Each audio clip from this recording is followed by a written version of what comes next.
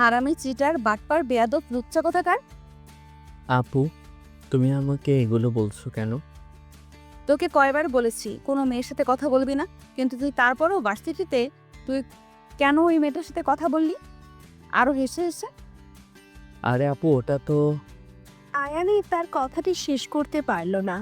নদী তার ঠোঁট দখল করে নিল। আয়ানের কোনো রিয়াকশন নেই, যেন এটা তার সাথে আগেও অনেকবার হয়েছে। 3 মিনিট নদী আয়ানকে ছেড়ে দেয়। আপু, আমি তোমাকে কয়বার বলবো এগুলো আমার ভালো লাগে না? আমি তো তোকে বলেছি অন্য কোনো মেয়ের সাথে কথা বলবি না, সেটা আমার ভালো লাগে না। আরে আপু, মেয়েটা আজকে নতুন এসেছিল ভার্সিটিতে, আর ওই মেয়েটা তো শুধু আমার কাছে একটু হেল্প চাইছিল। কি এমন হেল্প যে হেসে হেসে বলতে হবে? ও আমার কাছে পরামর্শ চেয়েছিল যে কার কাছে প্রাইভেট পড়া যায়, আর সবুজ স্যারের টাক মাথা নিয়ে আমরা হাসছিলাম। ভার্সিটিতে কি আর কোনো ছাত্র নেই হেল্প করার জন্য? কেন যে সবাই শুধু আমার জিনিসের দিকে চোখ দেয়, আমার একটুও ভালো লাগে না। তোমার জিনিস মানে? হ্যাঁ বাবু, তুমি তো আমার জিনিস। ধুর, এসব কথা শুনতে আর ভালো লাগে না। তোমাকে আমার কথা শোনা লাগবে না, শুধু আমার ভালোবাসা নাও। উম্মা, উম্মা। আপু, এবার কিন্তু রাগ হচ্ছে আমার। ওরে আমার পিচি জামাইটা বুঝি রাগ করেছে। আচ্ছা বাবু, তাহলে আমি এখন যাই, তুমি ফ্রেশ হও। আর একটা কথা, আমি যেটা বলেছি সেটা যেন মনে থাকে, কোনো মেয়ের সাথে কথা বলতে পারবি না। এটা বলে নদী আয়ানের রুম থেকে বেরিয়ে নিজের রুমে চলে যায়। এতক্ষণ তো কিছুই বুঝলেন না। চলুন গল্পটা একটু বুঝে আসি। আমাদের নায়ক নায়িকা হচ্ছে চাচাতো ভাই বোন। তাদের বাবারা একই বাড়িতে থাকে। তাদের বাবাদের একটি কনস্ট্রাকশন কোম্পানি আছে, সেটাই তারা দুই ভাই মিলে পরিচালনা করে। নদী আয়ানের থেকে 3 বছরের বড়। নদী পড়ে অনার্স ফাইনাল ইয়ারে, আর আয়ান পড়ে অনার্স প্রথম বর্ষে। নদী আয়ানকে পছন্দ করে আর আয়ানকেই বিয়ে করবে, সেটা পরিবারের সবাই জানে। মানে নদী নিজেই বলেছিল যে সে আয়ানকে ভালোবাসে আর সময় হলে সে আয়ানকে বিয়ে করবে। প্রথমে পরিবারের কেউ রাজি না থাকলেও পরে সবাই নদীর জেদের কাছে হার মানে এবং নদীর কথা সবাই মেনে নেয়। আর আজকে কি হলো সেটা তো আপনারা জানেনই। তাহলে মূল গল্পে ফেরা যাক। নদী চলে গেলে আয়ান তার ড্রেস চেঞ্জ করে খাবার খেতে আসে। খাবার টেবিলে পরিবারের সবাই ছিল। কিরে আয়ান, তোর ঠোঁটগুলো এমন লাল হয়ে আছে কেন? আসলেই তো ঠোঁট লাল হয়ে গেছে। বলতো কি করেছিস তুই? আরে মা, ঠোঁট লাল হবে কেন? আর আমি বা কি করব? আরে বাবি, আপনি ওর ঠোঁটগুলো দেখে যান। তখন নদী সিঁড়ি দিয়ে নিচে নামছিল। নদী তাদের সব কথা শুনে আয়ানের ঠোঁটের দিকে তাকায়। নদী বুঝে যায় যে আয়ানের ঠোঁটে তার লিপস্টিকের দাগই লেগে আছে। আয়ানের মা আয়ানের ঠোঁট দেখার জন্যে তার দিকে যাচ্ছিল। ঠিক তখনই নদী দৌড়ে গিয়ে আয়ানের মুখ চেপে ধরে। কিরে নদী, কি হয়েছে? তুই আয়ানের মুখ চেপে ধরেছিস কেন? আমাকে একটু ওর ঠোঁটগুলো দেখতে দে, আমার খুব টেনশন হচ্ছে। কোনো রোগ টোগ হলো নাকি? আর ছোট আম্মু কিছু হয়নি আয়নের, তোমার ওই ঠোঁট দেখার কোনো প্রয়োজন নেই। নদী, এগুলো কেমন কথা? তুই ভাবিকে আয়ানের ঠোঁটগুলো দেখতে দে, আমারও তো চিন্তা হচ্ছে। আরে মা, বললাম তো কিছু হয়নি। নদীর মা তখন নদীর কাছে গিয়ে জোর করে নদীর হাত সরিয়ে আয়ানের ঠোঁট দেখে। নদীর মা আয়ানের ঠোঁট ধরলে তার আঙ্গুলে কিছুটা লিপস্টিক লেগে যায়। তখন নদীর মা ব্যাপারটা বুঝতে পারে, আর আয়ানের মাও এটা দেখে বুঝে ফেলে কি হয়েছে। তখন নদী বলে, আসলে আসলে হয়েছে, বুঝতে পেরেছি, আর বলতে হবে না, এখন খেতে বস। তখন নদী খেতে বসে। আর আয়ান, সে তো এতক্ষণে বুঝলো ব্যাপারটা। তখন দুজনেই লজ্জা পাচ্ছিল। তাদের মায়েরা মিটিমিটি হাসছিল। নদী কোনো রকমে একটু খেয়ে হাত ধুয়ে দৌড়ে বাড়ে। আয়ানও ধীরে ধীরে কেটে পড়ে। নদী তার ঘরে গিয়ে দরজা বন্ধ করে খাটে বসে পড়ল। লজ্জায় তার মুখ এখনো লাল হয়ে আছে। ইস, এমন কি করলাম? নিজের উপর বিরক্তিতে ছটফট করতে লাগলো সে। আয়নের সামনে এমন একটা কাণ্ড করে ফেলাটা তার মোটেও উচিত হয়নি। যদিও আয়ানের প্রতি তার ভালোবাসা অগাধ, কিন্তু মাঝে মাঝে সে নিজেই নিজের আবেগ সামলাতে পারে না। অন্যদিকে আয়ান নিজের ঘরে গিয়ে আয়নার সামনে দাঁড়ালো। তার ঠোঁটের দিকে তাকিয়ে একটা হালকা হাসি ফুটল।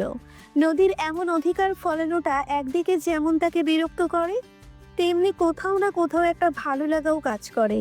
তবে প্রকাশ করতে ভয় পায়, যদি আপু আবার রেগে যায়। খাবার টেবিলে তাদের মায়েরা একে অপরের দিকে তাকিয়ে মুচকি হাসছিলেন। নদীর মা আয়ানের মাকে উদ্দেশ্য করে, দেখলেন তো ভাবি কাণ্ডটা, আমার মেয়েটা একটু বেশিই পসেসিভ।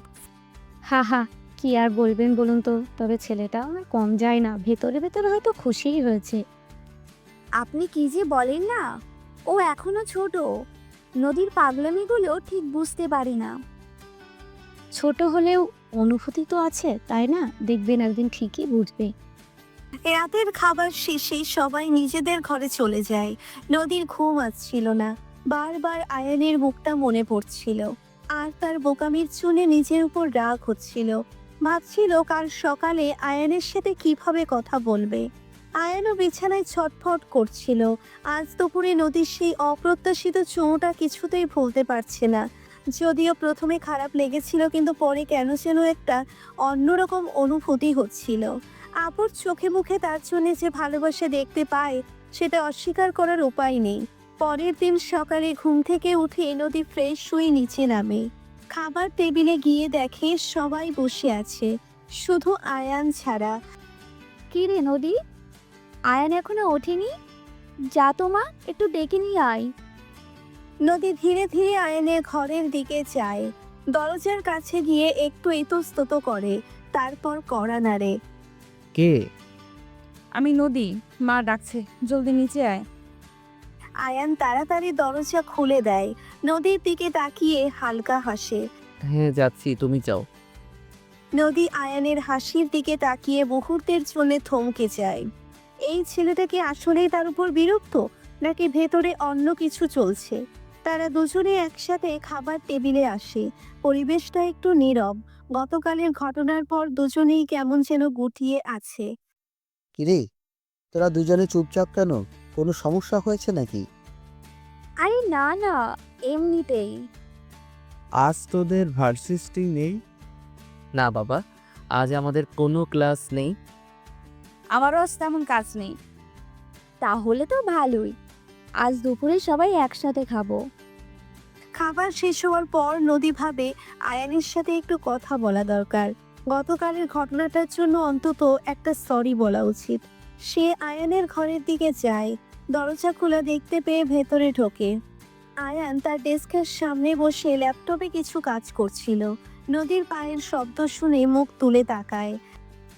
আয়ান, তুমি মানে গতকালকের জন্য সরি। আমি ওভাবে তোমার মুখ চেপে ধরাটা ঠিক হয়নি। আয়ান ল্যাপটপ বন্ধ করে নদীর দিকে তাকায়।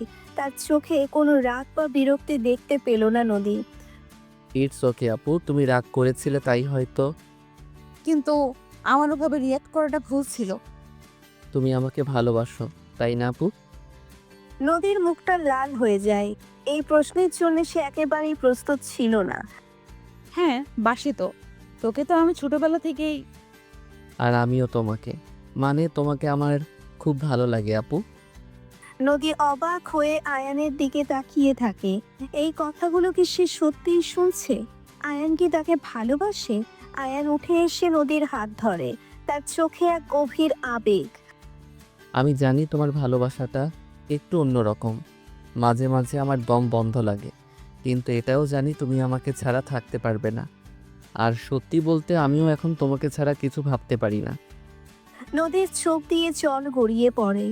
এতদিনের চাপা কষ্ট আর অনিশ্চয়তা যেন এক মুহূর্তে দূর হয়ে গেল।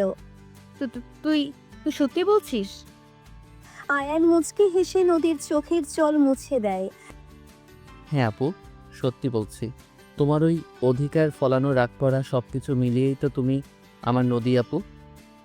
নদী আর নিজেকে সামলাতে পারল না, ঝাঁপিয়ে পড়ে জড়িয়ে ধরল আয়ানকে। তাদের ভালোবাসার এক নতুন অধ্যায় শুরু হলো। তবে এই পথটা কতটা মসৃণ হবে সেটা সময়ই বলবে।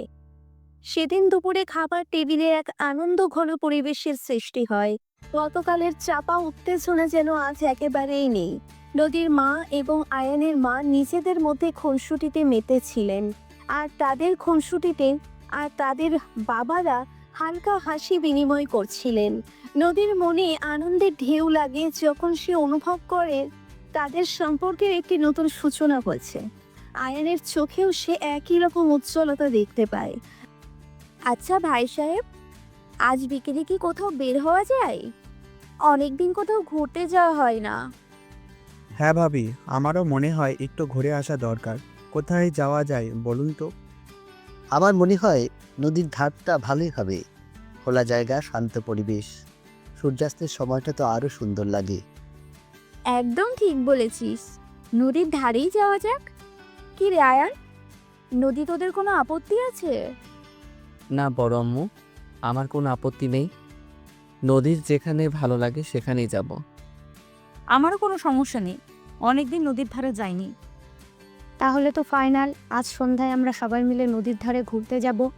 তোরা দুজনও তৈরি হয়ে নিস। নদী ও আয়ান একসাথে বলে ওঠে, অবশ্যই। দুপুরের খাবারের পর থেকেই নদীর মনে এক চাপা উত্তেজনা কাজ করতে থাকে। আয়ানের সাথে একসাথে ঘুরতে যাওয়ার ভাবনাতেই তার মন ভরে ওঠে। সে তার পোশাক ঠিক করতে শুরু করে।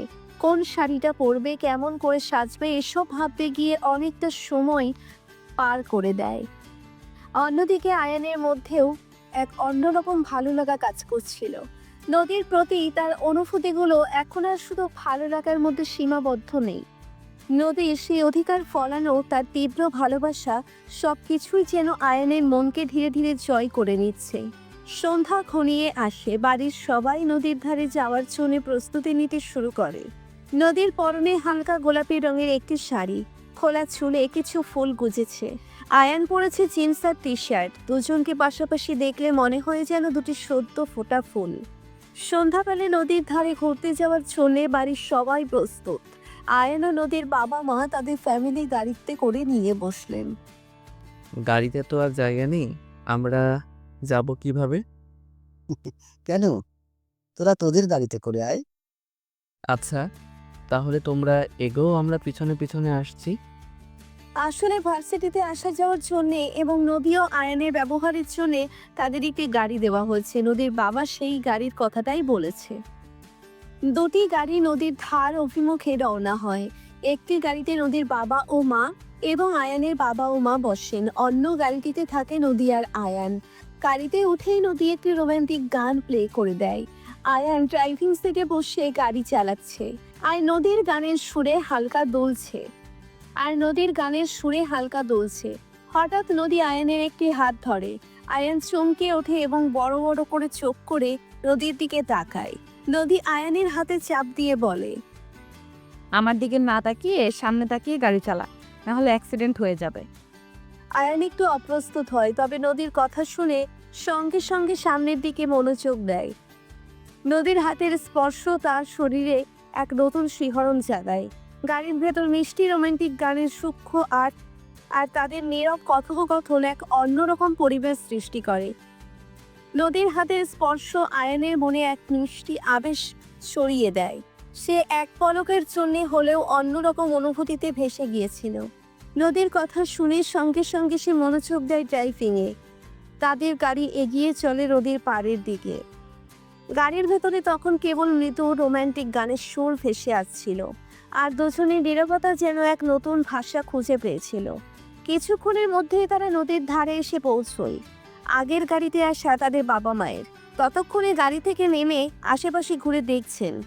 আগের গাড়িতে আসা তাদের বাবা মায়েরা এতক্ষণ গাড়ি থেকে নেমে আশেপাশে ঘুরে দেখছেন।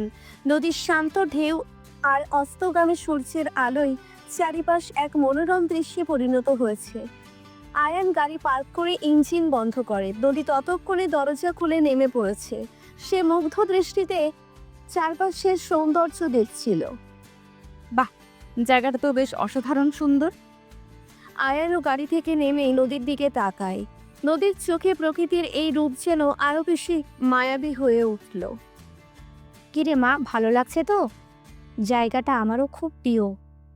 হ্যাঁ ছোট আম্মু, খুব ভালো লাগছে। অনেকদিন পর এমন শান্ত একটা জায়গায় এলাম। সাবধানে জ্বালালি তো। কোনো অসুবিধা হয়নি তো? না বড় আব্বু, সব ঠিক ছিল। এরপর সবাই মিলে নদীর পাড় ধরে হাঁটতে শুরু করলো। নদীর মা ও আয়নের মা একসাথে পুরোনো দিনের গল্প করছিলেন। নদী ও আয়ান কিছুটা দূরে পাশাপাশি হেঁটে যাচ্ছিল।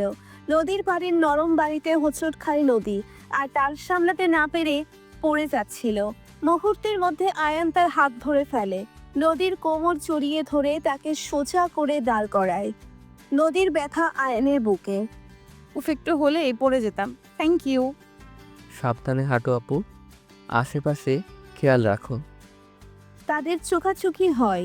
নদীর গোলাপি শাড়ির আঁচল বাতাসের ঢেউয়ে উড়ছিল, আর আয়ানের চোখে ছিল শুধু তাদের হৃদস্পন্দন শোনা যাচ্ছিল।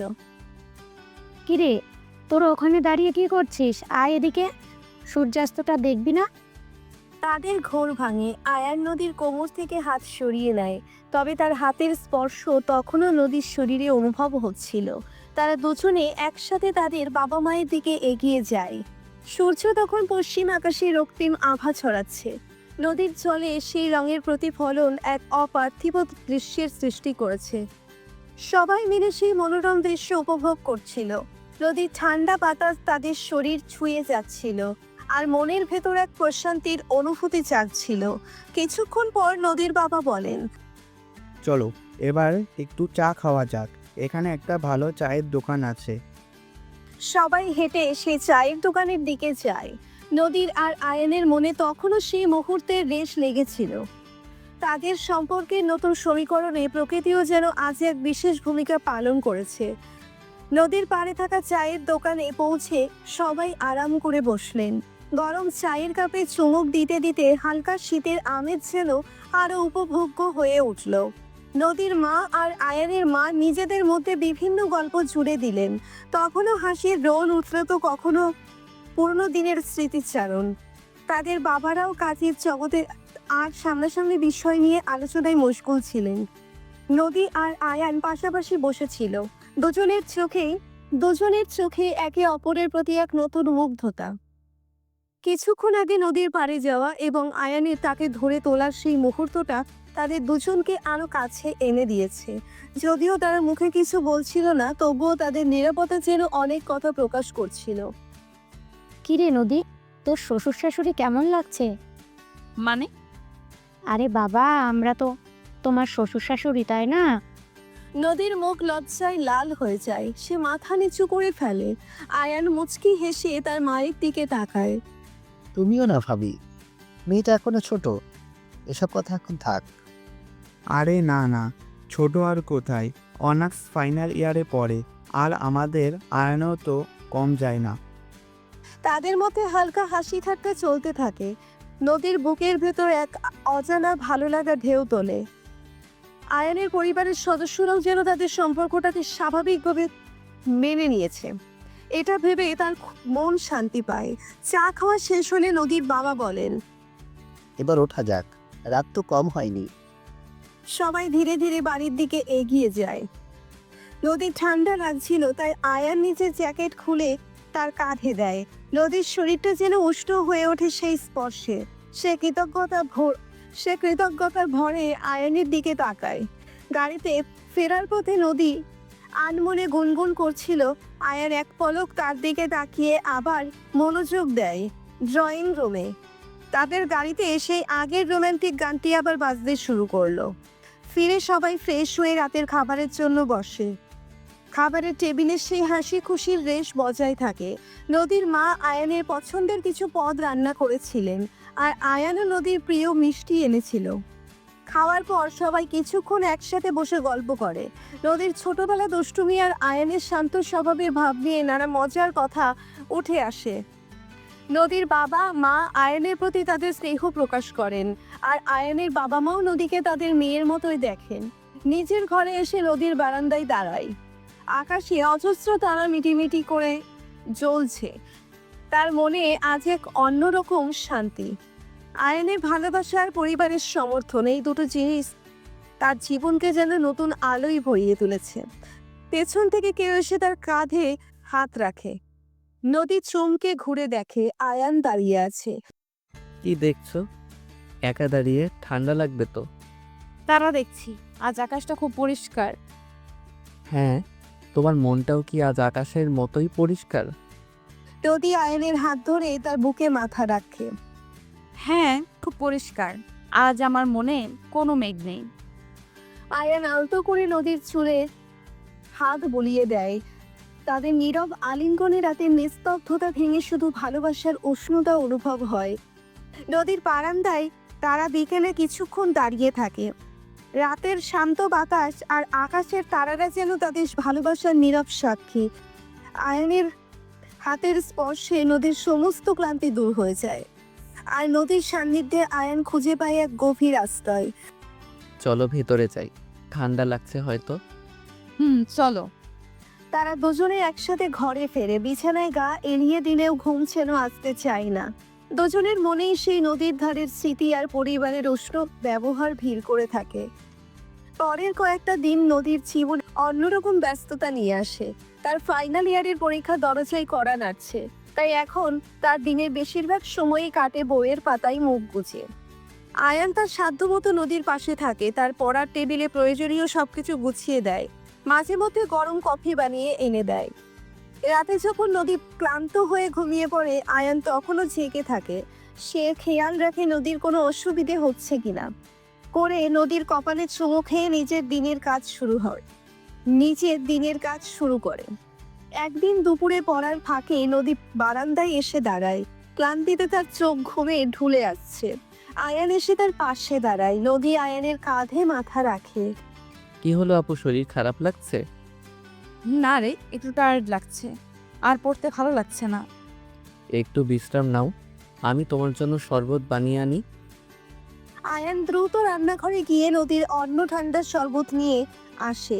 নদীর হাতে গ্লাস ধরিয়ে দিয়ে বলে, এটা খেয়ে একটু ফ্রেশ হও, তারপর আবার পড়তে বসো। থ্যাংক ইউ সোনা জামাই, তুমি না থাকলে আমার কি হতো।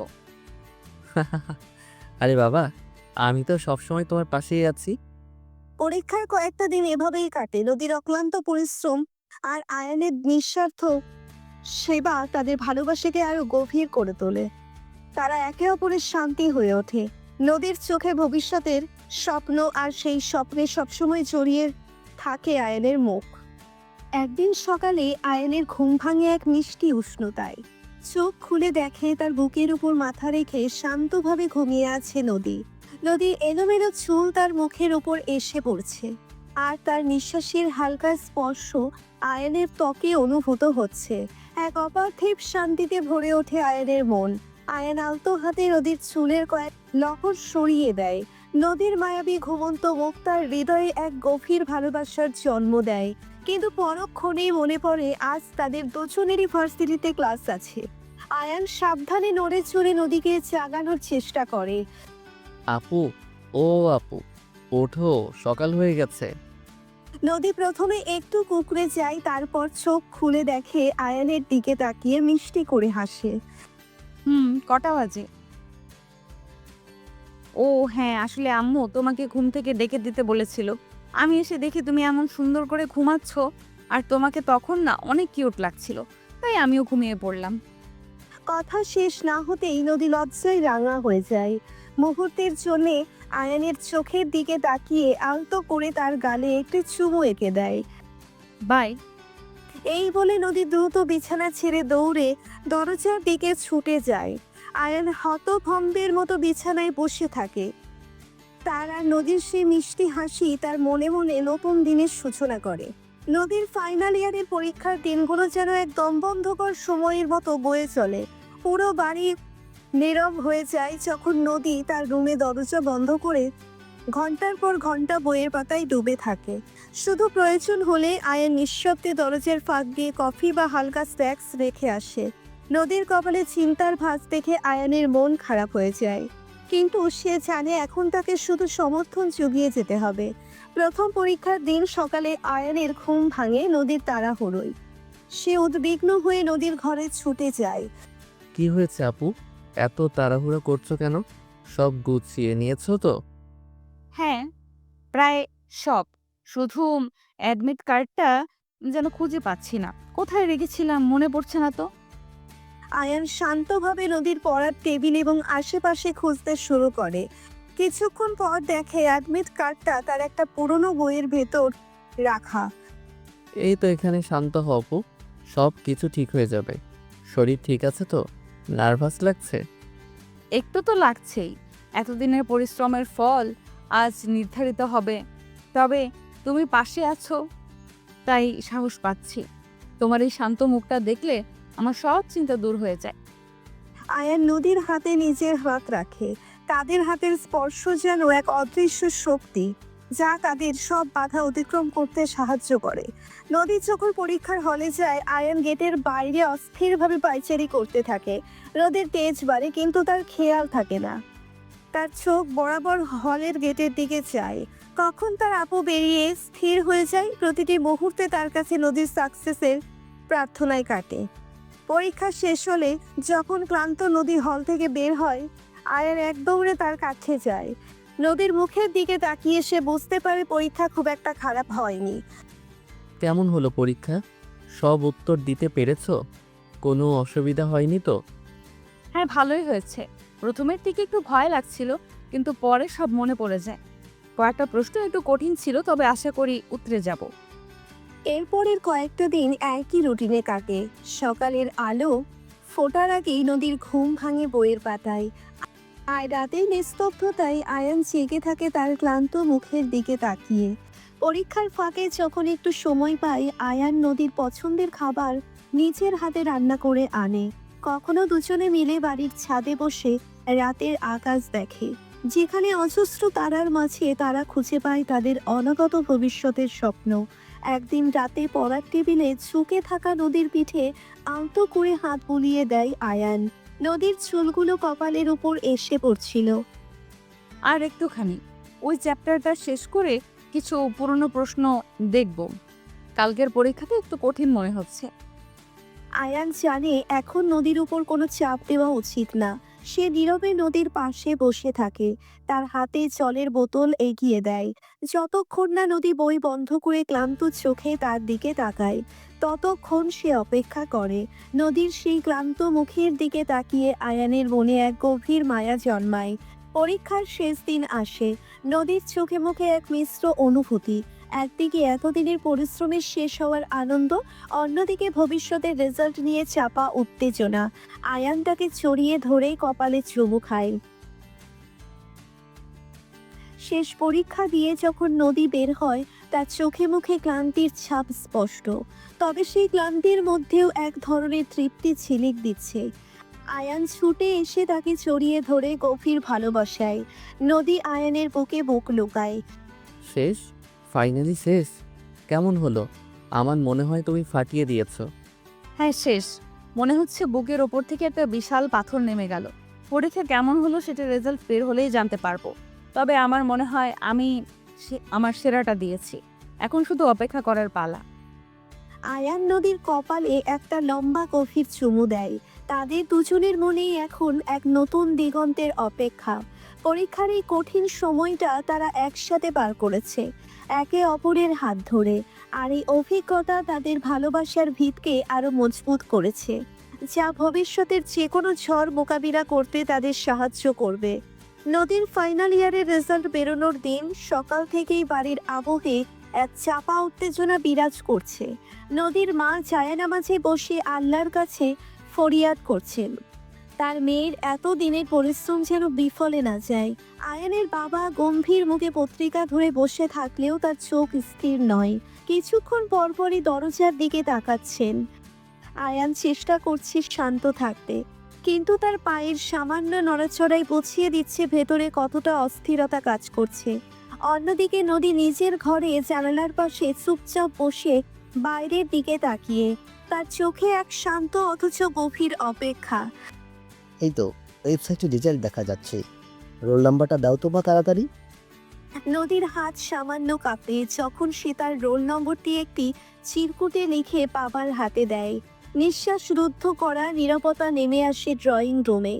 সবাই স্থির দৃষ্টিতে তাকিয়ে থাকে বাবার হাতের মোবাইলের স্ক্রিনের দিকে। কয়েকটি মুহূর্ত যেন অনন্তকাল মনে হয়। তারপর নদীর বাবার কণ্ঠে ভেসে আসে আনন্দধ্বনি। আলহামদুলিল্লাহ, এ তো ফার্স্ট ক্লাস। অনেক অনেক মোবারক হো মা। খুশির জোয়ারে মুহূর্তেই বাড়ির গম্ভীর পরিবেশ ভেঙে যায়। নদীর মা হাউমাউ করে কেঁদে ওঠেন, তবে তা আনন্দের অশ্রু। তিনি ছুটে গিয়ে নদীকে জড়িয়ে ধরেন, বারবার তার কপালে চুমু খান। আয়ানের চোখে মুখে এক বাঁধ ভাঙা হাসি উপচে পড়ে। সে দ্রুত পায়ে এগিয়ে এসে নদীকে শক্ত করে জড়িয়ে ধরে, যেন তার বিশ্বাসই হচ্ছিল না এতদিনের স্বপ্ন সত্যি হয়েছে। আমি জানতাম আপু, আমি জানতাম তুমি পারবে। আমার সব সময় তোমার উপর অগাধ ভরসা ছিল। এটা তোমার সাপোর্ট ছাড়া কখনোই সম্ভব হতো না আয়ান। তুমি প্রতিটা মুহূর্তে আমার পাশে ছিলে, সাহস জুগিয়েছো। তাদের আবেগ ঘন আলিঙ্গন দেখে বাবা মায়ের একে অপরের দিকে তাকিয়ে হাসেন। তাদের চোখে চিকচিক করছে গর্বের জল। এতদিনের রাতের পর রাত জেগে পড়া দুশ্চিন্তা আর পরিশ্রম আজ সব সার্থক হয়েছে। শুধু কি ফার্স্ট ক্লাস? দেখো তো আর কিছু আছে নাকি। নদীর বাবা স্ক্রল করে দেখেন এবং আরো খুশির খবর দেন। নদী তার বিভাগে প্রথম স্থান অধিকার করেছে। এই খবরে আনন্দ আরো কয়েক গুণ বেড়ে যায়। নদী আবার আনন্দে চিৎকার করে ওঠে এবং আবেগের বশে আবারও আয়ানকে জড়িয়ে ধরে। এই মুহূর্তে সে সম্পূর্ণরূপে ভুলে যায় তাদের আশেপাশে বাড়ির অন্যান্য সদস্যরাও রয়েছে। আপু, একটু খেয়াল করো, এখানে সবাই দেখছে তো। নদীর ঘোর কাটে। আয়ানের বাহু ডোরে আবদ্ধ হয়ে সে অপ্রস্তুতভাবে আশেপাশে তাকায় এবং আবিষ্কার করে তাদের বাবা মা সহ অন্যান্য আত্মীয় স্বজন মুচকি হেসে তাদের দিকে তাকিয়ে আছেন। লজ্জায় তার মুখ কান পর্যন্ত লাল হয়ে যায়। ও আল্লাহ, আমি একদম খেয়াল করিনি। আসলে খুশিতে কি করব বুঝতে পারছিলাম না তো। আর কোনো কথা না বলে নদী দ্রুত পায়ে দৌড়ে সিঁড়ি দিয়ে উপরে নিজের ঘরের দিকে পালিয়ে যায়। আয়ানও অপ্রস্তুত হয়ে কান লাল করে একটু হাসে এবং মাথা নিচু করে দাঁড়িয়ে থাকে। কিরে বাবা আয়ান, এত লজ্জা পাচ্ছিস কেন? এটা তো স্বাভাবিক, ভালোবাসার প্রকাশ এমনিই হয়। একদম ঠিক বলেছিস। ওদের এই খাঁটি আনন্দ আর ভালোবাসার প্রকাশ দেখে আমার মনটা ভরে গেল। বোঝাই যাচ্ছে দুজনের হৃদয়ের টান কতটা গভীর। তাদের বাবা মায়েরা একে অপরের দিকে তাকিয়ে স্নেহপূর্ণ হাসি বিনিময় করেন। তাদের ছেলে মেয়ের এই সরল আবেগপূর্ণ ভালোবাসা তাদের দীর্ঘদিনের লালিত স্বপ্ন পূরণের ইঙ্গিত দেয়। নদীর সাফল্যের রেশ কাটতে না কাটতেই বাড়িতে শুরু হয় নতুন এক আলোচনার ঝড়, একটা ফ্যামিলি ট্যুর। নদীর বাবা মা আর আয়ানের বাবা মা দুজনেই মনে করছিলেন পরীক্ষার ধকল আর রেজাল্টের টেনশন কাটিয়ে ওঠার জন্য একটা ছোট্ট ছুটি দরকার। আর এই খুশির আবহে সবাই একসাথে কোথাও ঘুরে এলে মনটাও আরো ফুরফুরে হবে। ভাবছি এবার শীতের ছুটিতে কোথায় যাওয়া যায়। অনেকদিন কোথাও একসাথে ঘুরতে যাওয়া হয়নি। হ্যাঁ ভাবি, আমারও তাই মনে হয়। বাচ্চাদেরও একটু চেঞ্জ দরকার। নদী তো এত খেটে পরীক্ষা দিল, ওরও একটু বিশ্রাম প্রয়োজন। আর আয়ানও তো সবসময় বাড়ির কাজে সাহায্য করে। আমার মনে হয় সিলেট আর সাজেক ভ্যালি কেমন হয়? পাহাড় আর মেঘের খেলা দেখলে সবার মন ভরে যাবে। আইডিয়াটা দারুণ। সিলেটের প্রাকৃতিক সৌন্দর্য আর সাজেকের মেঘ তো অসাধারণ। আর এখন তো শীতকাল, আবহাওয়াও বেশ মনোরম থাকবে। ওয়াও, সিলেট, সাজেক, আমার তো এখনই যেতে ইচ্ছে করছে। হ্যাঁ বাবা, আমারও খুব ভালো লাগবে। অনেকদিন পাহাড় দেখা হয়নি। এরপর শুরু হয় পরিকল্পনা। কতদিনের ছুটি হবে, কোথায় থাকা হবে, কি কি দেখা হবে, এসব নিয়ে দফায় দফায় আলোচনা চলতে থাকে। নদীর মা দায়িত্ব নেন খাবারের মেনু ঠিক করার, আর আয়ানের মা খোঁজখবর নিতে শুরু করেন ভালো রিসোর্টের। নদীর বাবা আর আয়ানের বাবা মিলে বাসের টিকিট বুকিংয়ের ব্যবস্থা করেন, কারণ সবাই একসাথে গেলে বাসের জার্নিটাও বেশ আনন্দদায়ক হবে। আয়ান আর নদী এই সুযোগে নিজেদের মতো করে কিছু প্ল্যান করে নেয়। কোথায় তারা একসাথে মেঘ দেখবে, কোনো পাহাড়ের চূড়ায় হাতে হাত ধরে দিগন্তের দিকে তাকিয়ে থাকবে, তাদের মনে রোমান্টিক সব ভাবনা ভিড় করে। যদিও বাড়ির বড়দের সামনে তারা তাদের ঘনিষ্ঠতা খুব একটা প্রকাশ করে না, তবে এই ট্যুরটা যেন তাদের সম্পর্কের নতুন একটি অধ্যায় খুলে দেবে। নির্ধারিত দিনে সবাই ভোরে ঘুম থেকে উঠে এবং বাসস্ট্যান্ডের উদ্দেশ্যে রওনা হয়। শীতের হালকা ঠান্ডায় গরম কাপড়ের আরাম অনুভব হচ্ছিল। বাস ছাড়ার পর সবাই জানালার বাইরে তাকিয়ে প্রকৃতির মনোরম দৃশ্য উপভোগ করতে থাকে। নদী আর আয়ান পাশাপাশি সিটে বসে ফিসফিস করে কথা বলে, একে অপরের দিকে তাকিয়ে মুচকি হাসে। বাইরের সবুজ আর পাহাড়ের ক্রমশ দৃশ্যমান হওয়া তাদের মনে আরও বেশি আনন্দ যোগ করে। সিলেটে পৌঁছে তারা একটি হোটেলে ওঠে এবং ফ্রেশ হয়ে স্থানীয় কিছু ঐতিহাসিক মাজার ও নয়নাভিরাম চা বাগান ঘুরে দেখে। এরপর তাদের আসল গন্তব্য সাজেকের উদ্দেশ্যে যাত্রা শুরু হয়। পাহাড়ে পথে আঁকাবাঁকা রাস্তায় বাসের ঝাঁকুনি লাগলেও চারপাশের মেঘ আর পাহাড়ের দৃশ্য তাদের ক্লান্তি ভুলিয়ে দেয়। সাজেকে পৌঁছে তারা আগে থেকে বুকিং করা একটি সুন্দর রিসোর্টে ওঠে, যেখান থেকে মেঘ আর পাহাড়ের অসাধারণ দৃশ্য দেখা যায়। রিসোর্টের কটেজগুলো বেশ সুন্দর। প্রথম দিন বিকেলে তারা সবাই মিলে কংলাক পাহাড়ের চূড়ায় ওঠে। সেখান থেকে মেঘ আর পাহাড়ের যে অপরূপ দৃশ্য দেখা যায় তা সত্যি অবিস্মরণীয়। নদীর বাবা আর আয়ানের বাবা একটি বাঁশের তৈরি ছাউনির নিচে বসে প্রকৃতির শোভা উপভোগ করেন আর তাদের স্ত্রীরা মিলে ছবি তোলেন। নদী আর আয়ান কিছুটা দূরে একে অপরের হাত ধরে দাঁড়িয়ে থাকে। চারপাশের মেঘ তাদের ছুঁয়ে যায় আর তাদের মনের ভেতর ভালোবাসার উষ্ণ ঢেউ আছড়ে পড়ে। আয়ান নদীর কানে কানে বলে, এই জায়গাটা যেন আমাদের ভালোবাসার জন্যই অপেক্ষা করছিল, তাই না? তোমার পাশে থাকলে মনে হয় যেন মেঘের রাজ্যে হারিয়ে গেছি। তুমিও আমার পাশে থেকো সবসময়। এই মেঘ আর পাহাড়ের নীরব সাক্ষী হোক আমাদের ভালোবাসার। তারা দুজনে দূরের পাহাড়ের দিকে তাকিয়ে থাকে, যেখানে মেঘের দল অবিরাম খেলা করছে। তাদের মনে ভবিষ্যতের সুন্দর দিনের স্বপ্ন আরও গাঢ় হয়। এই ফ্যামিলি ট্যুরটা শুধু একটি ভ্রমণ নয়, এটা যেন তাদের সম্পর্কের বন্ধনকে আরও মজবুত করে তোলে। প্রকৃতির শান্ত পরিবেশে তাদের ভালোবাসার রং আরও গাঢ় হয়ে ওঠে। সাজেকের শান্ত স্নিগ্ধ পরিবেশে রাতের ঘুমটা বেশ গভীর হয়েছিল নদীর। পরের দিন সকালে তার ঘুম ভাঙে পাখির কলকাকলিতে। বিছানায় কিছুক্ষণ এপাশ ওপাশ করে সে, কেমন একটা স্নিগ্ধতা চারিদিকে। আলসেমি ভেঙে একসময় উঠে বসে নদী। প্রথমে মনে হয় আয়ান হয়তো এখনো ঘুমোচ্ছে। গতকাল পাহাড়ের অনেকটা পথ হেঁটে তারা বেশ ক্লান্ত ছিল, কিন্তু নদীর চোখ যায় পাশের খালি বিছানাটার দিকে। আয়ান নেই। নদী একটু অবাক হয়, এত সকালে কোথায় গেল সে? আলতো পায়ে হেঁটে এসে রুমের দরজা খোলে। রিসোর্টের বারান্দাটা বেশ লম্বা আর সেখান থেকে মেঘে ঢাকা পাহাড়ের মনোরম দৃশ্য দেখা যায়। নদীর চোখ জুড়িয়ে যায় সেই সৌন্দর্য দেখে। হঠাৎ তার নজরে পড়ে বারান্দার একেবারে শেষ প্রান্তে রেলিং ধরে দাঁড়িয়ে আছে আয়ান।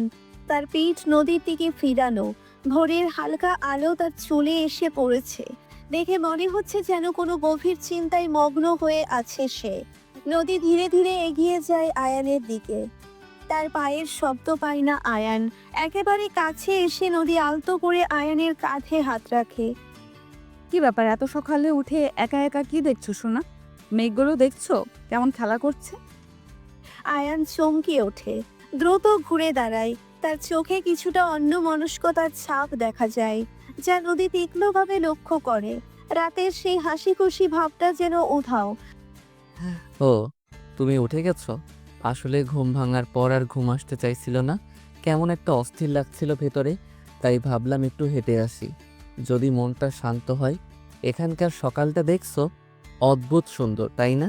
মনে হচ্ছে মেঘের ভেলায় ভেসে বেড়াচ্ছি। নদী আয়ানের পাশে এসে দাঁড়ায়। তাদের দুজনের সামনে মেঘে ঢাকা পাহাড়ের বিশাল ক্যানভাস। ভোরের আলোয় মেঘগুলো সোনার মতো ঝলমল করছে। নদীর হাত ছুঁয়ে যায় আয়ানের হাতের পাতা। সে অনুভব করে আয়ানের হাতটা একটু ঠান্ডা। হ্যাঁ, সত্যি খুব সুন্দর। কিন্তু তুমি কি কিছু ভাবছিলে আয়ান? শুধু কি সকালে সৌন্দর্য দেখছিলে? তোমার চোখে অন্যরকম একটা ভাব দেখলাম। কি হয়েছে বলো তো আমাকে। আসলে ভাবছিলাম আমাদের ভবিষ্যৎ নিয়ে আপু। তোমার তো পড়াশোনা শেষ হলো, এতদিনের স্বপ্ন তোমার পূরণ হয়েছে, এবার কি করবে তুমি? কোনো চাকরির চেষ্টা করবে নাকি অন্য কিছু ভাবছো?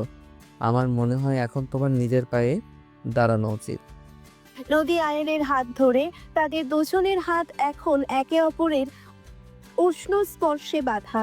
নদীর চোখের ভাষায় উদ্বেগ ফুটে ওঠে। আমার ভবিষ্যৎ তো তুমি আয়ান। তুমি যেখানে আমার ভবিষ্যৎ সেখানেই। আমার সব স্বপ্ন তো তোমাকে ঘিরেই। চাকরির কথা আমি ভাবিনি এখনো। আমার কাছে সবচেয়ে জরুরি হলো তুমি কি চাও, তুমি কি ভাবছো। তোমার ভালো লাগাই তো আমার ভালো লাগা। তুমি যদি চাও আমি চাকরি করি, আমি নিশ্চয়ই চেষ্টা করব, কিন্তু আমার মন তো সব সময় তোমার কাছেই পড়ে থাকে। তুমি এত ভালো কেন আপু? সব সময় আমার সব চিন্তার আগে তুমি আমার খুশিটাকে দেখো। আমার মনে হয় আমি সত্যিই খুব ভাগ্যবান তোমাকে আমার জীবনে পেয়ে। কিন্তু আমি চাই তুমি নিজের স্বপ্নগুলো পূরণ করো, শুধু আমার উপর নির্ভর করে থেকো না। নদী আয়নের গালে আলতো করে হাত বোলায়, তার স্পর্শে যেন এক গভীর মমতা মিশে আছে। তুমি আমার জীবনের সবচেয়ে প্রেশাস মানুষটা আয়ান। তোমার খুশি আমার কাছে সবচেয়ে বেশি গুরুত্বপূর্ণ। আর আমার স্বপ্নগুলো তো তুমি, তোমার পাশে থেকে আমি যা করব সেটাই আমার স্বপ্ন পূরণ হবে। ভেবো না আমি শুধু তোমার উপর নির্ভর করতে চাই। আমরা তো একে অপরের পরিপূরক, তাই না? তারা কিছুক্ষণ নীরবে দাঁড়িয়ে থাকে, তাদের চারপাশে মেঘেরা ভেসে বেড়ায়, আর তাদের মনের আকাশে ভালোবাসার রং আরো গাঢ় হয়। ভোরের এই শান্ত স্নিগ্ধ পরিবেশে তাদের ভবিষ্যৎ জীবনের স্বপ্নগুলো যেন আরো স্পষ্ট হয়ে ওঠে। তাদের নীরবতাও যেন একে অপরের মনের ভাষা বুঝতে পারে। ভোরের সেই মিষ্টি কথোপকথনের পর দুজনের মন হালকা হয়ে যায়। আয়ানের দুশ্চিন্তা কিছুটা কমে, আর নদীর মনে আয়ানের ভালোবাসার গভীরতা আরও স্পষ্ট হয়।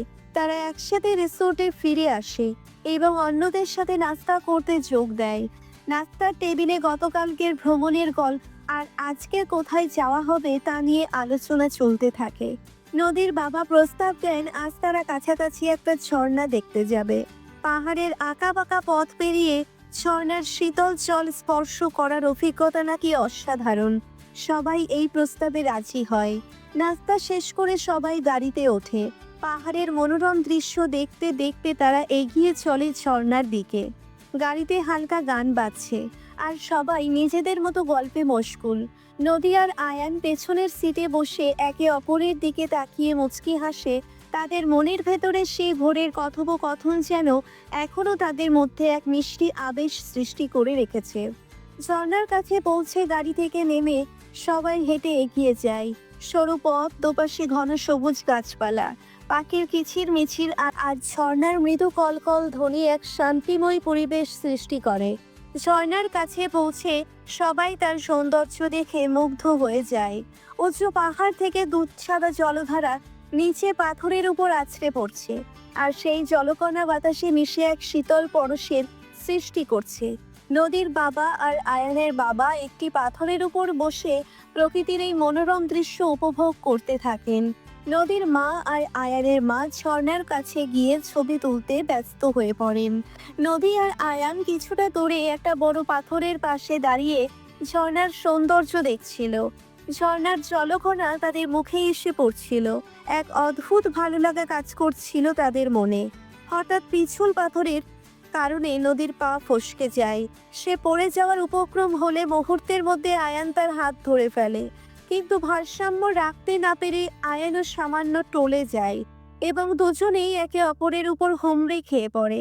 তাদের দুজনের শরীর একে অপরের খুব কাছে চলে আসে। নদীর নরম ঠোঁট ছুঁয়ে যায় আয়ানের ঠোঁটের কিনারা। অপ্রত্যাশিত এই স্পর্শে দুজনেই হকচকিয়ে যায়।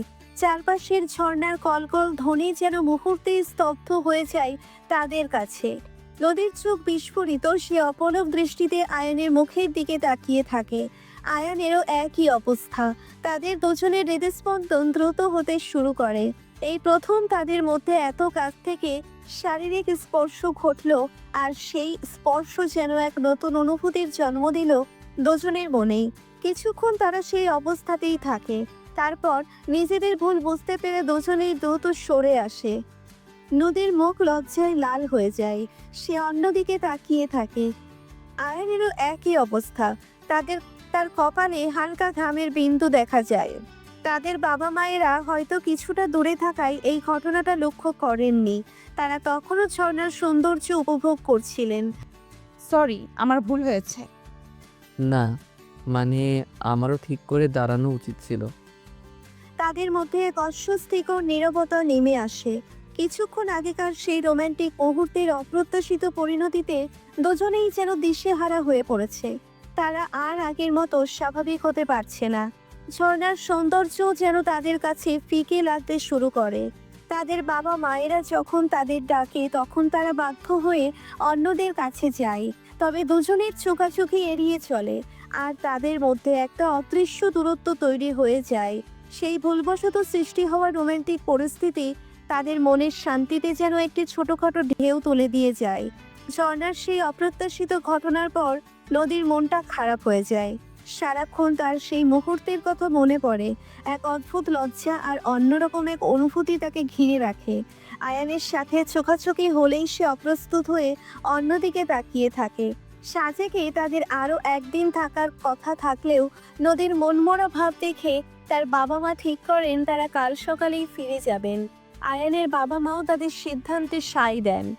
পরের দিন সকালে রিসোর্ট থেকে চেক আউট করে সবাই বাসের জন্য রওনা হয়। বাসের জার্নিটা বেশ নীরব কাটে। নদীর পাশে সিটে বসে আয়ান বারবার তার দিকে আর চোখে তাকায়। নদীর মলিন মুখটা দেখে তারও খারাপ লাগে। সেই ঝর্ণার ঘটনার জন্য সে নিজেকে কোথাও না কোথাও দায়ী মনে করে। বাস যখন ধীরে ধীরে শহরের দিকে এগিয়ে যাচ্ছে, নদীর আনমনা ভাব কাটে না। জানালা দিয়ে বাইরের দৃশ্য দেখছে বটে, কিন্তু তার মন পড়ে আছে সেই ঝর্ণার ধারে, সেই মুহূর্তের অপ্রত্যাশিত স্পর্শে। আপু, তোমার কি শরীর খারাপ লাগছে? মুখটা এমন দেখাচ্ছে কেন? না, তেমন কিছু না, একটু ক্লান্ত লাগছে হয়তো। সেই ঝর্ণার কাছে যা হলো, তুমি কি ওটা নিয়ে ভাবছো? তুমি কি? আমারও কেমন যেন লাগছিল। আসলে ওটা হঠাৎ করে হয়ে গেল। আমাদের দুজনেরই কোনো দোষ ছিল না। পিচ্ছিল ছিল জায়গাটা। তুমি মন খারাপ করো না তো প্লিজ। জানি তো ওটা অ্যাক্সিডেন্ট ছিল, কিন্তু কেমন একটা অদ্ভুত লাগছিল, তাই না? আগে তো কখনো এমন হয়নি। হ্যাঁ, অদ্ভুত তো বটেই, কিন্তু দেখো আপু, আমাদের ভালোবাসাটা তো পবিত্র। একটা অ্যাক্সিডেন্টের জন্য সেটা তো আর পাল্টে যাবে না, তাই না? তুমি আমার উপর বিশ্বাস রাখো। আয়ানের উষ্ণ হাতের স্পর্শ নদীর মনে সাহস যোগায়। সে আয়ানের দিকে তাকিয়ে হালকা হাসে। আমি জানি আয়ান, আমার তোমার উপর পুরো বিশ্বাস আছে। আসলে হঠাৎ করে এমন হওয়ায় একটু অন্যরকম লাগছিল। বোঝো তো, আমারও কেমন যেন লাগছিল। মনে হচ্ছিল যেন আমি কোনো ভুল করে ফেলেছি। নদী আয়ানের হাতটা আরো শক্ত করে ধরে। তুমি কোনো কিছু ভুল করনি, ওটা একটা অপ্রত্যাশিত মুহূর্ত ছিল। আর সত্যি বলতে আমারও খারাপ লাগেনি। নদীর এই স্বীকারোক্তিতে আয়ানের মুখে হাসি ফোটে। সে নদীর হাতটা নিজের ঠোঁটে ছুঁয়ে দেয়। সত্যি বলছো? হুম। এরপর নদী আলতো করে আয়ানের হাত ধরে তার কাঁধে মাথা রাখে। বাসের ঝাঁকুনিয়ার বাইরে দৃশ্যের মাঝে তারা দুজনে নীরব ভালোবাসায় ডুবে থাকে। সেই অপ্রত্যাশিত মুহূর্তটা হয়তো তাদের মনে একটা নতুন সুর জাগিয়েছিল, তাদের সম্পর্কের গভীরতাকে আরো এক ধাপ এগিয়ে নিয়ে গিয়েছিল। ফিরে আসার পথে তাদের নীরবতা আর অস্বস্তির বদলে এক নতুন উষ্ণতা জায়গা করে নেয়। সাজেক থেকে ফিরে আসার পর কয়েকটা দিন বেশ শান্তিতে কাটে। সেই অপ্রত্যাশিত মুহূর্তে রেস দুজনের মনেই হালকা একটা মিষ্টি আবেশ রেখে যায়। তারা একে অপরের প্রতি আরো বেশি খেয়ালি হয়ে ওঠে। ছোট ছোট ব্যাপারেও দুজনের প্রতি গভীর মনোযোগ দেখা যায়। একদিন ছুটির সকালে নদীর ঘুম ভাঙে আয়ানের হাতের আলতো স্পর্শে। চোখ খুলে দেখে আয়ান তার পাশে বসে এক দৃষ্টিতে তার দিকে তাকিয়ে আছে। কি ব্যাপার এত সকালে? আর এভাবে কি দেখছো? ভাবছিলাম আমার আপুটা যখন ঘুমায় তখন তাকে ঠিক কতটা মায়াবী লাগে। নদী লজ্জায় মুখ লুকায়। আয়ান তার কপাল থেকে কয়েকটা এলোমেলো চুল সরিয়ে দেয়। চলো নিচে যাই, মা নাস্তা বানিয়েছেন। তারা দুজনে একসাথে নিচে নামে। খাবার টেবিলে তাদের বাবা মায়েরা আগেই এসে বসেছেন। সকালের নাস্তাটা আজ যেন আরো বেশি আন্তরিক আর আনন্দময় হয়ে ওঠে। সবাই মিলে নিজেদের পছন্দের খাবার ভাগ করে খায়, হাসি ঠাট্টা চলে। নাস্তা শেষে নদীর মা বলেন, আজ তো ছুটি, ভাবছি সবাই মিলে একটু অন্যরকম কিছু করি। হ্যাঁ, ভালো প্রস্তাব। কি করা যায় বলো তো? আমার মনে হয় আজ আমরা সবাই মিলে পুরোনো দিনের কিছু ছবি দেখি। নদীর আর আয়ানের ছোটবেলাকার অনেক মজার ছবি আছে।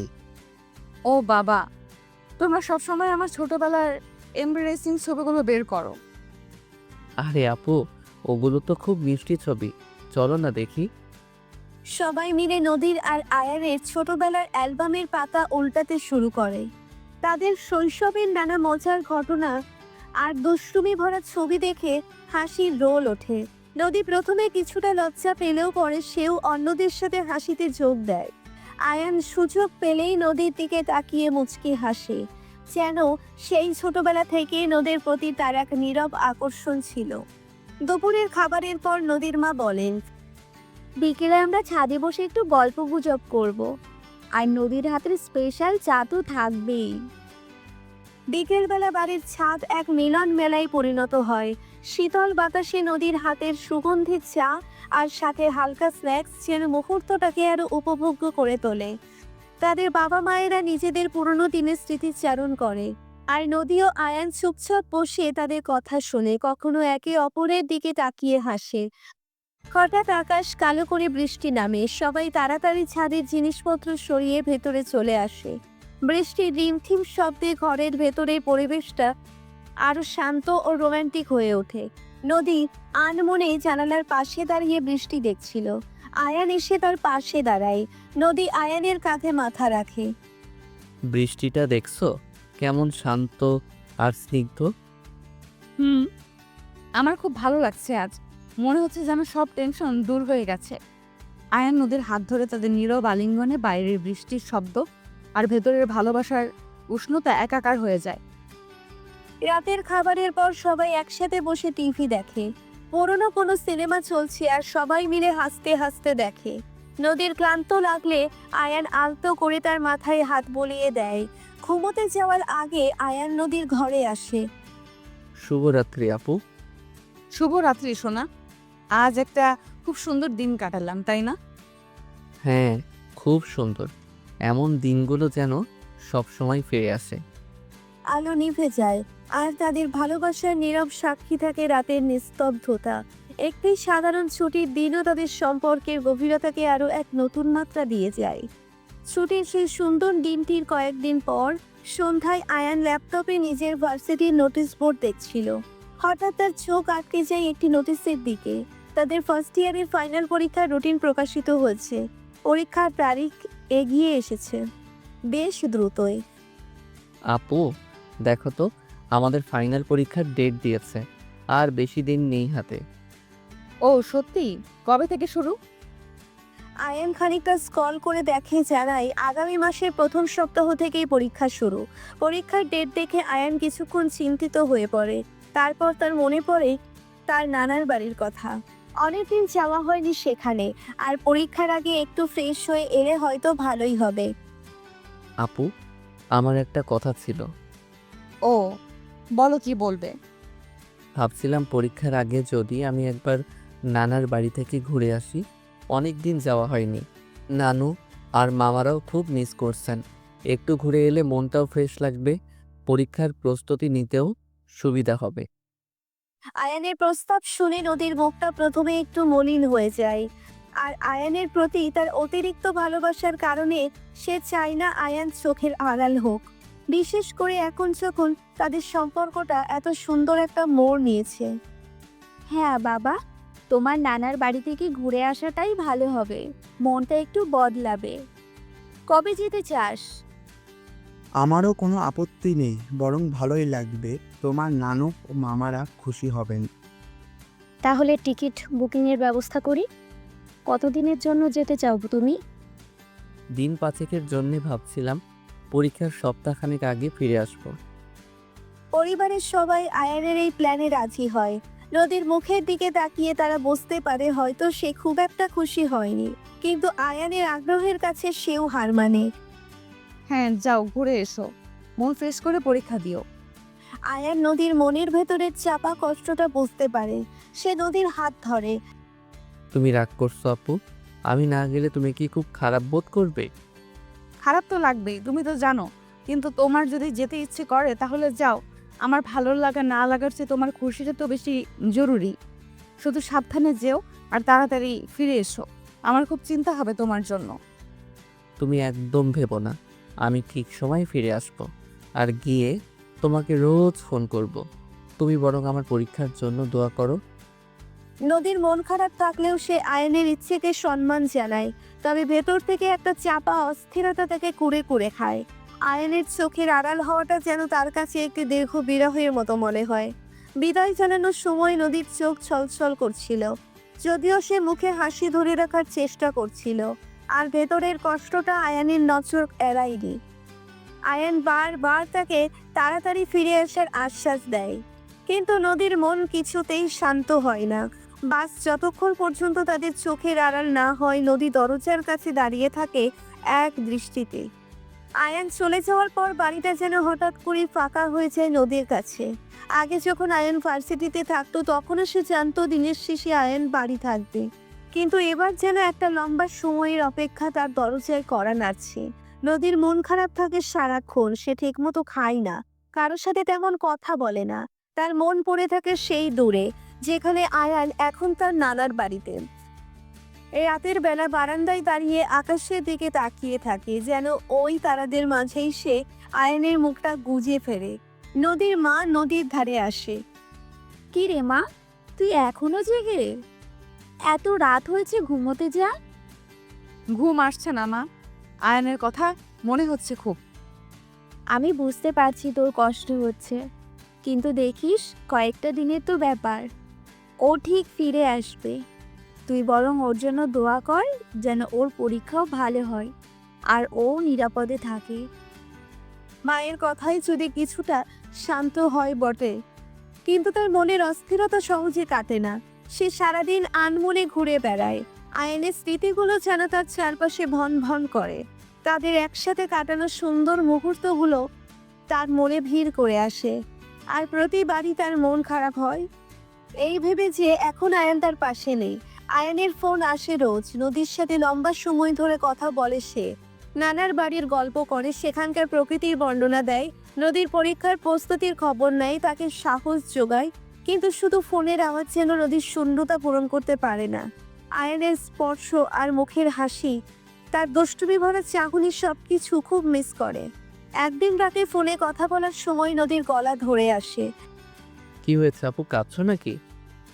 তোমাকে খুব মিস করছি আয়ান, মনে হচ্ছে যেন অনেক দিন হয়ে গেছে তোমাকে দেখি না। আমিও তোমাকে খুব মিস করছি নদী, বিশ্বাস করো এখানে এক মুহূর্তও ভালো লাগছে না তোমাকে ছাড়া।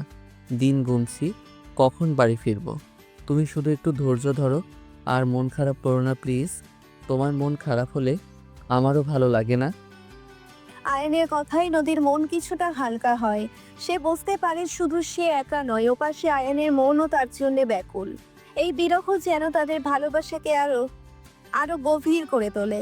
তারা দুজনেই একে অপরের গুরুত্ব আরো ভালোভাবে অনুভব করতে পারে। সেই কটা দিনে আয়নের ফোনের অপেক্ষায়, আর আয়নের দিন কাটে নদীর কাছে ফিরে যাওয়ার অপেক্ষায়। অপেক্ষার প্রহর শেষ হয়। সেদিন সন্ধ্যায় নদীর দরজার কড়া নাড়ার শব্দ শুনে তার বুকের ভিতরটা ধুক করে ওঠে। সে ছুটে গিয়ে দরজা খোলে এবং দেখে দরজার ওপাশে দাঁড়িয়ে আছে আয়ান। তার মুখে ক্লান্তির ছাপ, তবুও সেই চেনা মিষ্টি হাসিটা অমলিন। আয়ানকে দেখা মাত্রই নদীর সব কষ্ট, সব অভিমান যেন এক মুহূর্তেই জল হয়ে যায়। সে কোনো কথা না বলে ঝাঁপিয়ে পড়ে আয়ানের বুকে এবং হাউ মাউ করে কেঁদে দেয়। এতদিন ধরে বুকের ভেতর চেপে রাখা বিরহের কান্না যেন আজ পাত ভাঙা বন্যার মতো নেমে আসে। আয়ান আলতো হাতে নদীকে ছড়িয়ে ধরে, তার চুলে বিনি কেটে দেয়, কপালে সিংহাশিস এঁকে দেয়। এই তো আমি এসে গেছি আপু, আর কাঁদিস না লক্ষ্মীটি। আমারও তোমাকে ছাড়া একটা দিনও ভালো লাগেনি। দেখো আমি ঠিক ফিরে এসেছি। নদী তখনও আয়ানের বুকে মুখ গুজে কাঁদছে, তার ভেজা শ্বাস আয়ানের জামা ভিজিয়ে দিচ্ছে। আয়ান নীরবে তাকে সান্ত্বনা দেয়, তার পিঠে হাত বুলিয়ে দেয়।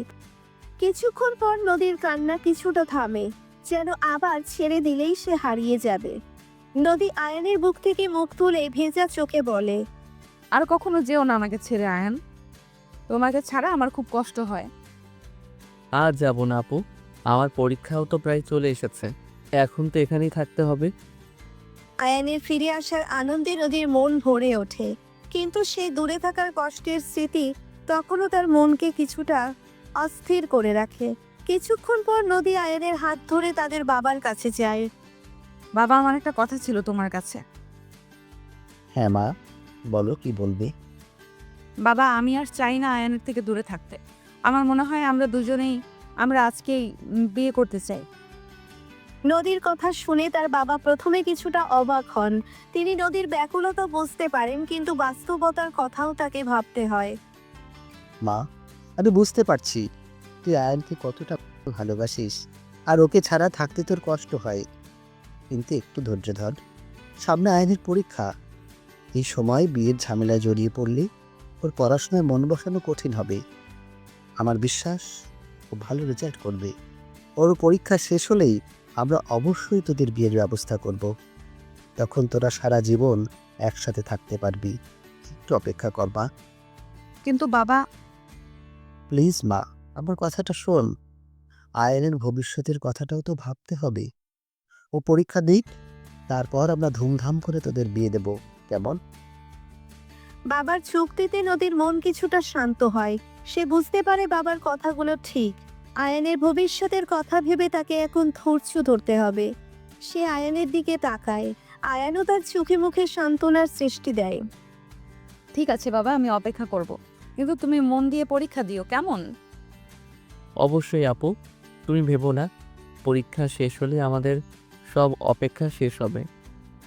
আয়ানও তার চোখে মুখে সান্ত্বনার দৃষ্টি দেয়। সেই সন্ধ্যায় আয়ানের ফিরে আসার আনন্দ আর ভবিষ্যতের সুন্দর দিনের স্বপ্নে নদীর মন আবার ভরে ওঠে। বিরহের কালো মেঘ সরে গিয়ে ভালোবাসার আলো আবার তাদের জীবনে ফিরে আসে। বাবার কথায় রাজি হয়ে নদী মন খারাপ করা থেকে নিজেকে সরিয়ে আনে এবং পুরো দমে আয়ানের পরীক্ষার প্রস্তুতিতে মনোযোগ দেয়। এতদিন দূরে থাকার যে শূন্যতা তাদের মধ্যে সৃষ্টি হয়েছিল, তা তারা একে অপরের সান্নিধ্যে এসে ভরাট করে তোলে। আয়ান পরীক্ষার রুটিন ধরে পড়াশোনায় ডুবে যায়, আর নদী তার পাশে থেকে সব রকম সাহায্য করে। সে আয়ানের জন্য প্রয়োজনীয় বইপত্র গুছিয়ে নিচ্ছে, পড়ার সময় চা কফি বানিয়ে আনে এবং ক্লান্ত হয়ে গেলে তাকে বিশ্রাম নেওয়ার জন্য জোর করে। তাদের পড়ার ঘরটি যেন এক ভালোবাসার নীড়ে পরিণত হয়। একদিন আয়ানের মনোযোগ ভরা মুখে, অন্যদিকে নদীর কেয়ারিং স্পর্শ। মাঝে মধ্যে কঠিন কোনো টপিক বুঝতে অসুবিধে হলে নদী ধৈর্য ধরে আয়ানকে বুঝিয়ে দেয়। তাদের বোঝাপড়াটা এতটাই ভালো যে কঠিন বিষয়গুলো সহজে আয়ত্ত করতে পারে সে। তবে সবসময় যে শুধু পড়াশোনা নিয়েই তাদের সময় কাটে তা নয়। পাড়ার ফাঁকে ফাঁকে সৃষ্টি হয় কিছু মিষ্টি রোমান্টিক মুহূর্ত। হয়তো আয়ান কোনো জটিল সমীকরণ সমাধান করতে গিয়ে ফ্রাস্ট্রেটেড হয়ে পড়েছে, তখন নদী আলতো করে তার হাত ধরে আয়ানের চোখে চোখ রেখে মৃদু হেসে বলে, তুমি পারবে, আমার বিশ্বাস আছে। নদীর সেই শান্ত অথচ দৃঢ় বিশ্বাস আয়ানের মনে নতুন করে উদ্যম যোগায়।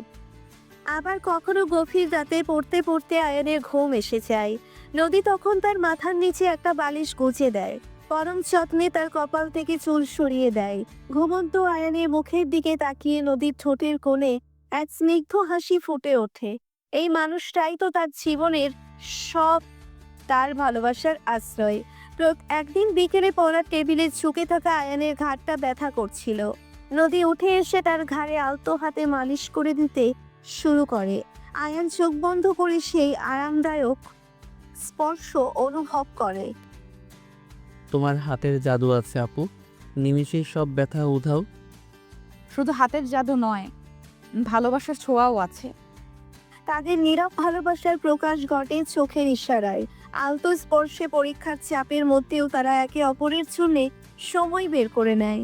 কখনো ছাদে বসে রাতের আকাশ দেখে, হাতে হাত থেকে ভবিষ্যতের স্বপ্ন বলে, কখনো বারান্দায় বসে হালকা বৃষ্টির ছোঁয়া নেয়। আর তাদের মনে ভালোবাসার সুর গুঞ্জরিত হয়।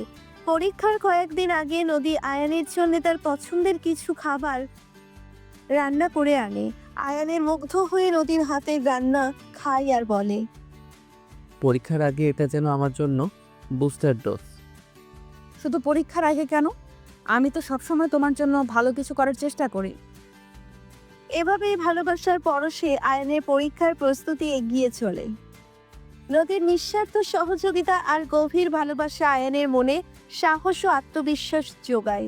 তারা দুজনেই জানে এই কঠিন সময়টা তারা একসাথে পার করছে, এবং দীর্ঘ অপেক্ষার পর অবশেষে সেই দিনটি আসে। আজ আয়ানের ফাইনাল পরীক্ষা শেষ। সকাল থেকেই নদীর মনটা উড়ু উড়ু করছিল। পরীক্ষার হল থেকে আয়ানের হাসি মুখ দেখার জন্য সে অধীর আগ্রহে অপেক্ষা করছিল। পরীক্ষা শেষে যখন আয়ান ক্লান্ত অথচ তৃপ্তির হাসি নিয়ে বেরিয়ে আসে, নদী ছুটে গিয়ে তাকে জড়িয়ে ধরে। শেষ, ফাইনালি তোমার পরীক্ষা শেষ হলো, কেমন হয়েছে?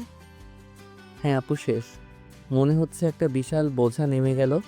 পরীক্ষা ভালো হয়েছে আশা করি। তোমার দোয়া ছিল তো সাথে।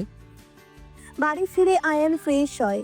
রাতের খাবারের জন্য সবাই যখন একসাথে টেবিলে বসে তখন এক অন্যরকম খুশির আমেজ বিরাজ করছিল। নদীর মা নিজের হাতে আয়ানের পছন্দের খাবার শুরু হওয়ার কিছুক্ষণ পর আয়ানের বাবা গম্ভীর গলায় বলে, আয়ান, নদী, তোমাদের একটা সুখবর দেওয়ার আছে।